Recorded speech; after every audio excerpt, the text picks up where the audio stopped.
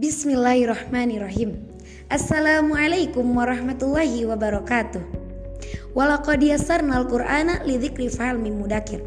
Teman-teman penghafal Al-Quran, di zaman milenial ini kita sering disibukkan dengan kesibukan dunia yang kadang membuat kita lupa kepada Allah SWT.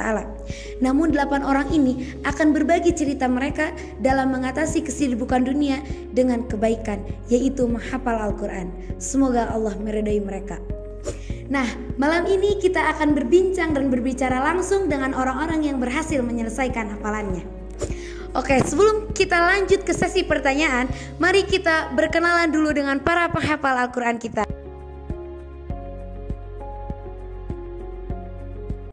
Saya Ersa Walia Lestari dari Garut 17 tahun. Saya Lipia Cahyani dari Garut 18 tahun. Saya Atika Suri dari Garut 17 tahun. Saya Ulia Romatunisa Cianjur 15 tahun. Saya Mugni Khiarunisa Garut 17 tahun. Saya Salma Nurbayani dari Garut 16 tahun. Saya Nasya Wihida dari Garut 17. Saya Mutia Maina dari Garut 15 tahun. Selanjutnya, mari kita mulai Q&A dengan teman-teman kita.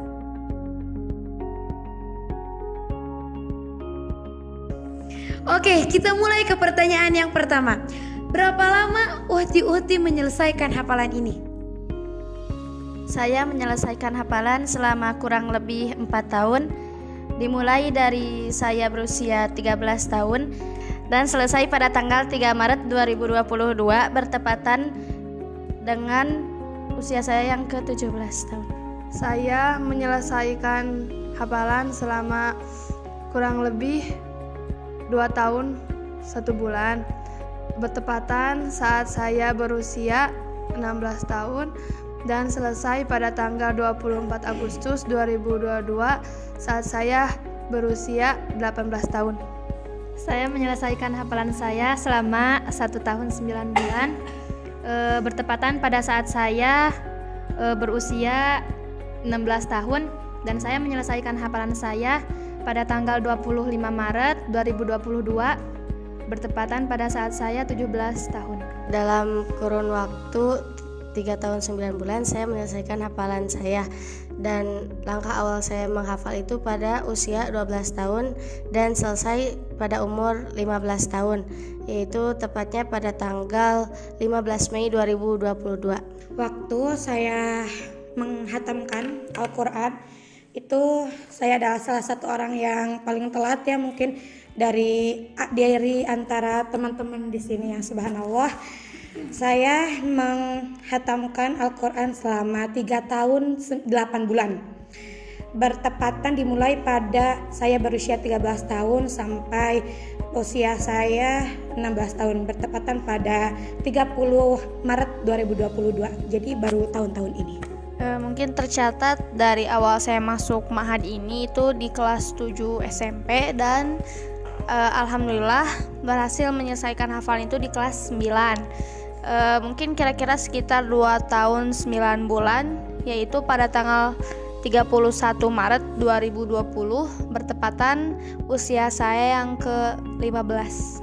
Dimulai di pertengahan bulan Juli 2018, lalu berhasil selesai pada tanggal 5 Desember 2022. Total waktunya adalah 3 tahun 6 bulan. Kalau saya mah belum lama ya, baru kemarin. Tapi saya memulai hafalan dari saya umur 11 tahun sampai 16 tahun. Kalau dihitung-hitung itu sekitar 5 tahunan. Oke, lanjut ke pertanyaan yang kedua. Hal apa yang mendorong Uhti sekalian untuk menjadi hafizoh? Motivasi terbesar ada di lingkungan tempat saya menghafal. Kalau saya karena adanya dikasihnya waktu kesempatan dalam menghafal Al-Quran oleh Allah, kemudian ada motivasi dari kedua orang tua sehingga muncul kemauan untuk menghafal Al-Quran.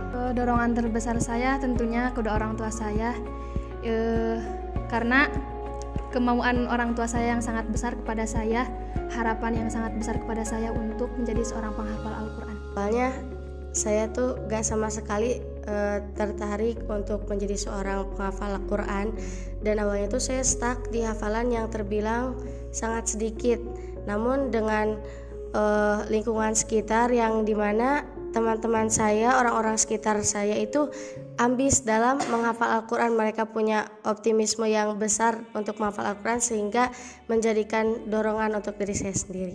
Untuk saya, sebelumnya saya tidak memiliki banyak motivasi untuk mendorong saya untuk menghafal ya. Tetapi takdir Allah mengatakan bahwa Uni pasti bisa. Saya pasti bisa untuk menggapai hal itu gitu. Jadi motivasi yang terbesar adalah ketika Allah memberikan kepercayaan kepada saya untuk bisa mempertanggungjawabkannya.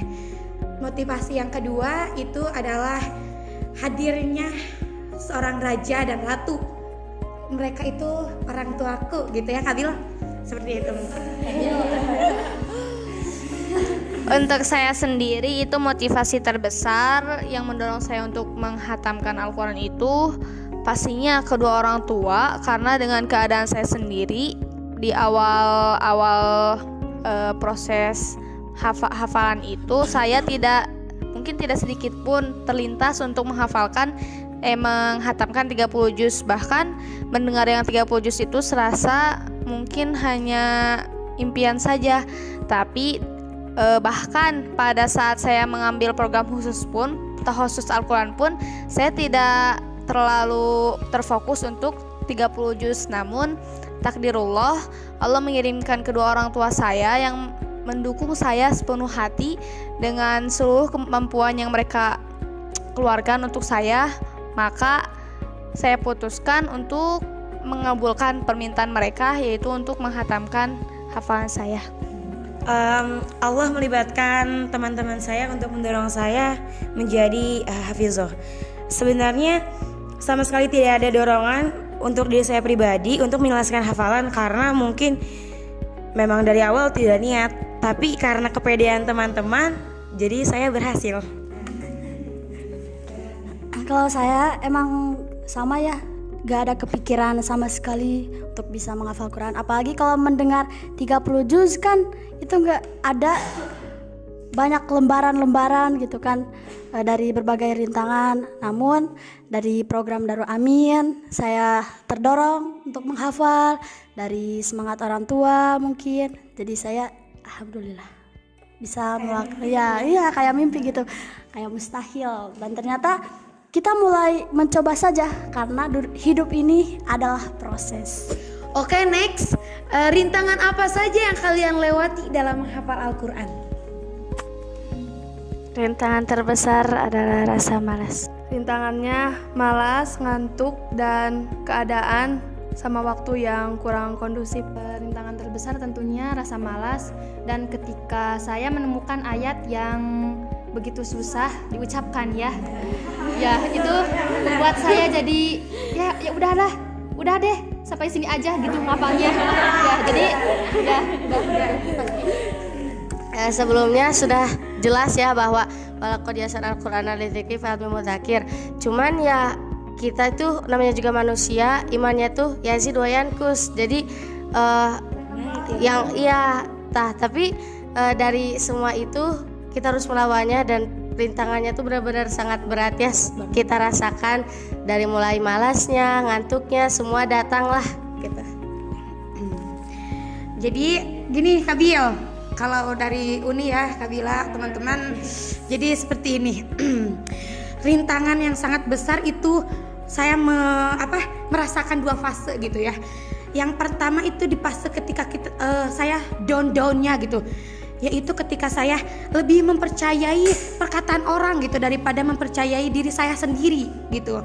Dan fase yang kedua itu ketika saya terus berpikir berulang-ulang, terus bertanya gitu kepada diri saya gitu, ini dapatkah sih dipertanggungjawabkan?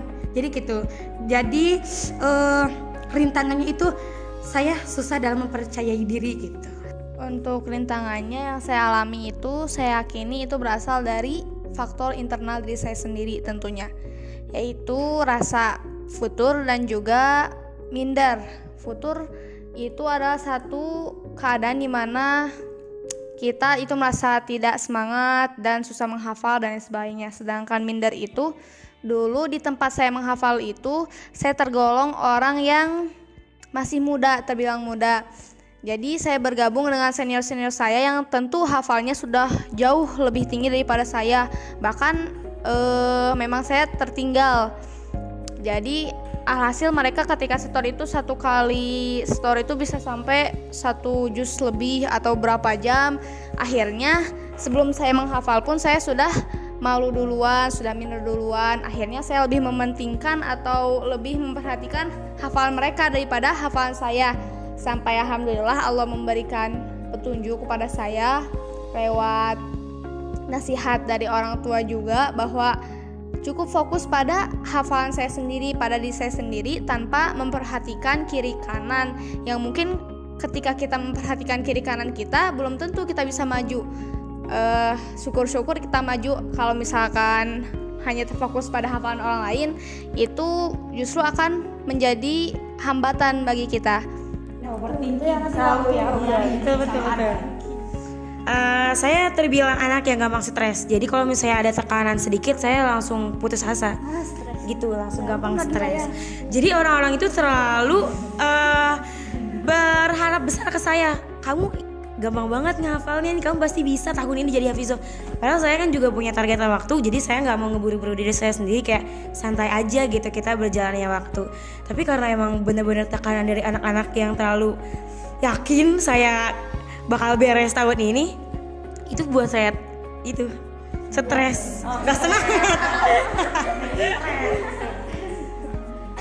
Kalau saya sih emang sudah biasa ya yang namanya ngantuk, yang namanya males, karena yang namanya Quran gitu kan mulia, pasti banyak gede cobaannya. Kalau dari saya mah paling dari mulki. Terkadang kita suka bingung mau setor ke siapa nih kalau nggak ada mulki. Nah itu salah satu hambatan yang saya rasakan. Terus ada juga kalau kita kan pelajar masih sekolah, jadi kita bukan hanya tugas kita bukan hanya menghafal Quran saja gitu kan. Kita punya PR di sekolah. Kadang kita mau ngafalin atau ngerjain PR nih suka. Apalagi sekarang jadi OSIS. Nah gitu, apalagi sekarang OSIS banyak tugas gitu kan. Suka ada aja gitu hambatan menghafal Quran mah gitu. Pertanyaan ini pertanyaan yang saya ingin ketahui banget nih. First expression bahwa kalian tersadar bahwa Uti-Uti ini udah menjadi hafizah. Iya, tahu banget nih kepo. First expression saya lebih ke senyum, bingung lihat teman-teman yang jadi saksi kan nangis gitu. Terus kayak harus ngeekspresiin diri kayak gimana gitu, ini tuh beneran atau enggak gitu. Kalau saya sih percaya nggak percaya, tapi emang ini benar. Dan yang pastinya yang harus saya siapkan dari sekarang adalah istiqomah untuk tetap murojaah. Perasaan saya berasa mimpi ya. Tapi kan ini emang benar gitu. Ini Kayak tidur kan dibangun-bangun iya, kita gak bangun gitu. Iya, jadi perasaan saya tuh kayak mimpi tapi atas izin Allah. Dan ternyata ini benar, saya itu sudah menyelesaikan hafalan saya. First expressionnya tuh ada senangnya, ada takutnya gitu. Jadi gundah gulana lah kayak gitu. Dimana senangnya tuh gak nyangka loh sama kemampuan diri sendiri, yang kebilangnya tuh awalnya nyangka aku tuh gak bisa nyelesain ini semua karena rintangan yang menghadang, dan tiba-tiba selesai ngafalin Quran yang wah masya Allah gitu ya, tebalnya tuh. Dan itu membuat diri saya senang. Dan di sisi lain juga saya takut. Karena takut mengapa? Karena cara mempertanggungjawabkannya tuh seperti apa gitu. Saya takut kalau diri saya gak bisa mempertanggungjawabkan semua hafalan yang telah saya hafalkan. First expression yang saya rasakan itu adalah mungkin sama kayak kalian ya gitu, bingung apakah itu saya apa bukan. Soalnya yang tadi juga saya itu kurang bisa mempercayai diri saya ya, tetapi ketika saya lebih mengenal diri saya, ternyata itu diri saya gitu. Love yourself banget gitu. Kalau first impression saya itu ketika hatam itu kebetulan di sana yang menerima setoran itu musyrifah saya, pembimbing asrama. Saat itu kita hanya berdua tanpa sepengetahuan teman-teman, guru-guru ataupun orang tua saya sekalipun, karena entah kenapa saya pengennya diam-diam. Terus ya mungkin first impressionnya saya nggak nangis, nggak bahagia sekali, tapi mungkin setengah sadar juga kayaknya mas, sama seperti yang lain. Yang kesadarannya itu baru muncul setelah lama setelah saya menghatamkan hal itu. Jadi ya sadarnya baru setelah itu, bukan pas lagi hatam gitu. Kalau first impression aku adalah pertama seneng lah pasti kan, ini kayak udah kita dambakan dari dulu. Terus kayak malu, karena malu kenapa? Kadang-kadang kalau misalnya kita udah dicap udah hafal Al-Quran, kayak tiba-tiba ada pertanyaan mendadak kita kan mengenai ini surat apa? Kita kan kadang-kadang nggak tahu. Kita kan belahan mungkin. Terus sama pengen sombong, tapi kan kita kembali lagi kepada rasa malu itu, gitu. Kembalikan kepada dia. Ya kalau saya sih pas terakhir setor saya cuman biasa saja.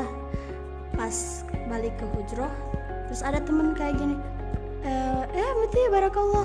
Nah dari situ saya mikir langsung, oh ini nih yang selama ini saya perjuangkan, kenapa kamu biasa saja gitu kan. Nah dari situ saya langsung, oh ya Allah ini yang saya tunggu-tunggukan dari dulu.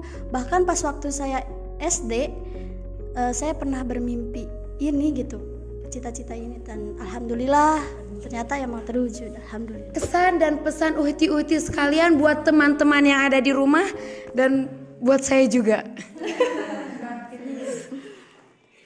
Kesannya lebih ketika kita menghafal dengan konsisten, fokus, ada ketenangan tersendiri lah buat kita. Terus pesannya, sibukkan diri kalian dengan Al-Quran, niscaya Al-Quran akan menyibukkan diri, menambah kebahagiaan demi kebahagiaan untuk kalian. Kesannya menghafal Al-Quran itu gak mudah, pasti ya, banyak rintangannya.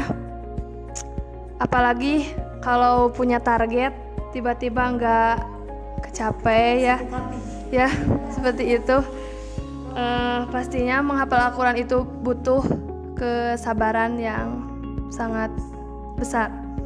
Kemudian untuk pesannya, membaca Al-Quran itu adalah pembersih hati. Jadi menghafal Al-Quran merupakan pembersih hati kita. Jadi senantiasalah membersihkan hati kita dengan cara menghafal Al-Quran.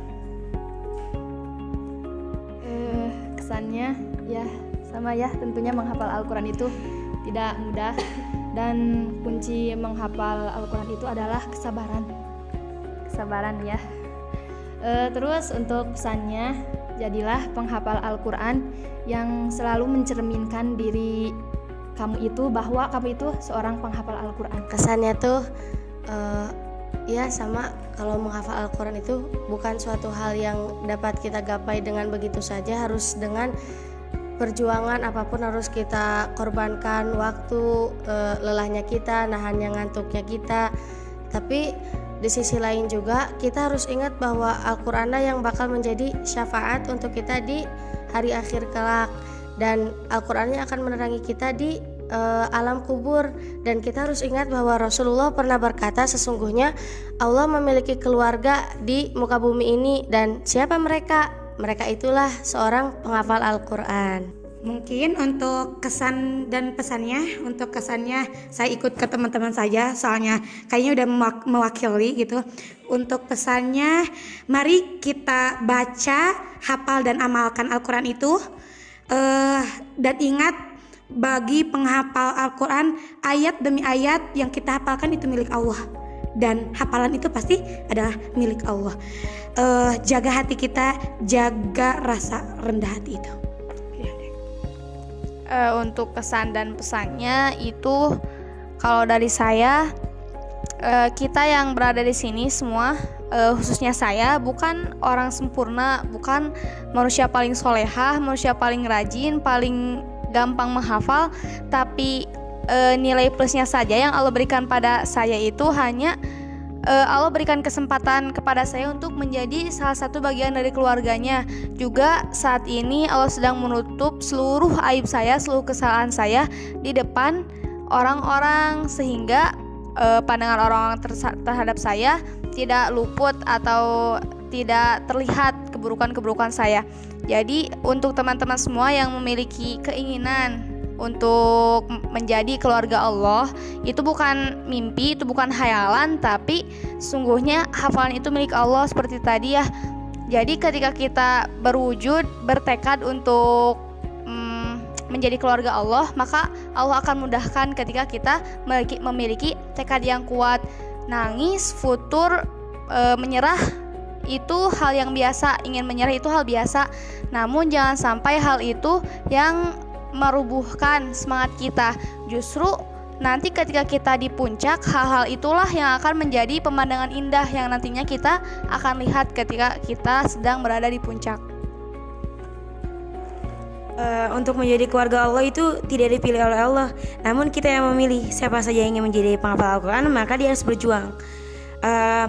Allah tidak akan merubah suatu takdir kecuali kita yang merubahnya, itu dengan doa dan ikhtiar. Dari saya, selain dari kita harus bersabar dalam menghafal Quran, salah satu kunci menghafal Quran adalah ikhlas. Karena tanpa keikhlasan yang murni dalam hati, kita tidak akan mendapatkan kebaikan di setiap ayatnya gitu. Jadi dengan ikhlas, insya Allah Allah akan memberikan kebaikan di setiap ayatnya ketika kita menghafal Al-Quran. Begitu. Alhamdulillah, terjawablah sudah semua pertanyaan yang telah saya sampaikan. Dan hikmah dari Q&A pada malam ini adalah kita dapat mengetahui semua rintangan, hambatan, motivasi mereka dalam menghafal Al-Quran. Dan semoga teman-teman sekalian tetap beristiqomah dalam memperjuangkan hafalan Allah dan tetap berlomba-lomba untuk menjadi keluarganya. Sekian dari saya. Wassalamualaikum warahmatullahi wabarakatuh. Sampai jumpa di channel selanjutnya.